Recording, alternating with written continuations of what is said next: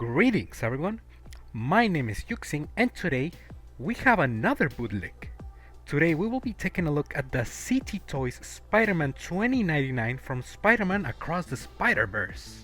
So before we start, one thing to mention is that I actually unboxed this guy like 3 months ago with the idea that I was gonna review him for the next video.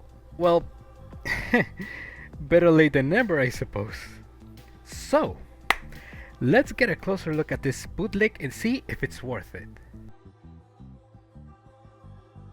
So, the paint and sculpt of this figure is actually pretty good. Despite some small bleeding on the paint, this bootleg looks good.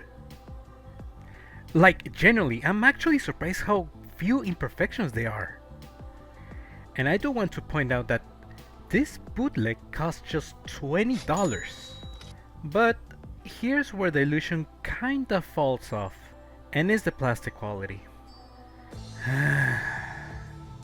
If you have seen my other reviews, specifically the Venom review, I kind of explain how some bootlegs can have a good quality plastic, even if they are cheap.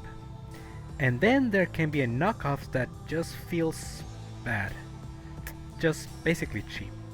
And sadly, this bootleg does go on that category for me. Now, to be fair, the more I play with him, the more I kind of get used to it, but it's still something to point out. Depending on your taste, it can be a deal breaker or not.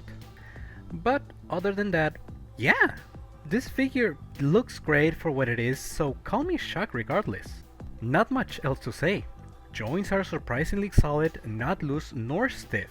This might be a bold statement, but I'm not kidding when I say that this might be a good bootleg overall. Alright, articulation. So this is an SH Figuarts bootleg, so articulation is once again standard for the line. So we basically have the same ball joint system from the head to the neck to the torso, and the chest to the abs. And this is the range that allows the figure to look up, crunch, and bend of all sort of directions. Arms.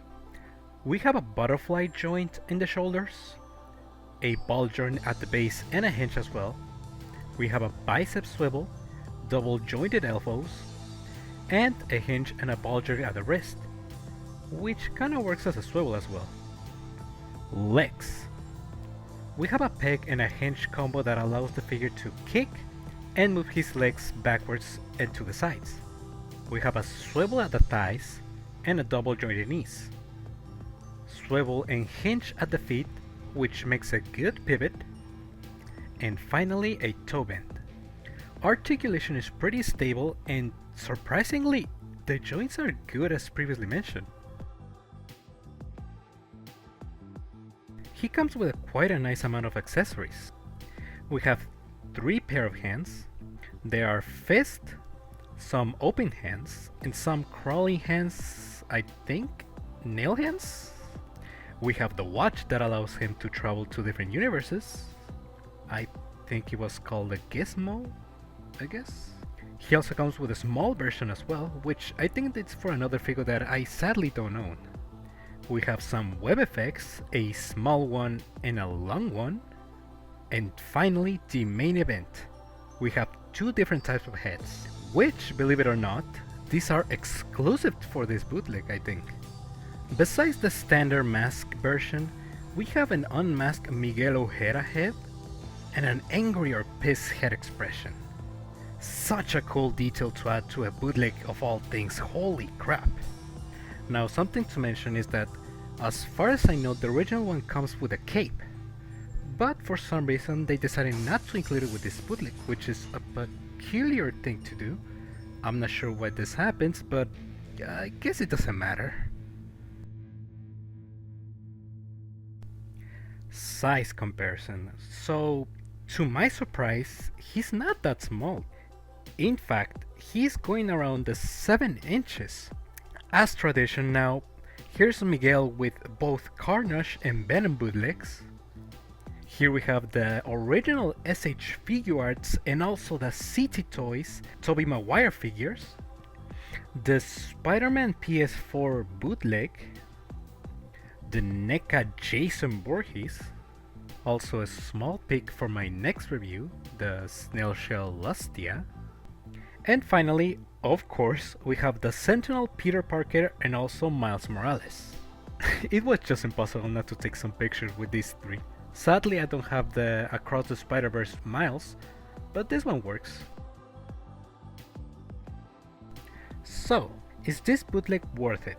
In my opinion, yes. Not only doesn't have too many imperfections, in fact, if you want to ignore some of the paint, I dare to say it has none, but it also has quite the good accessories and great possibility and stable joints, like holy crap.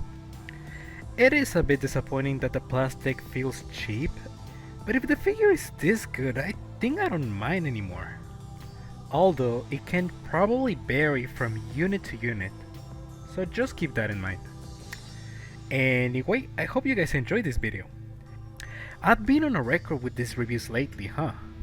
So yeah, I hope to see you guys in the next one, hopefully. Good night, fellow collectors.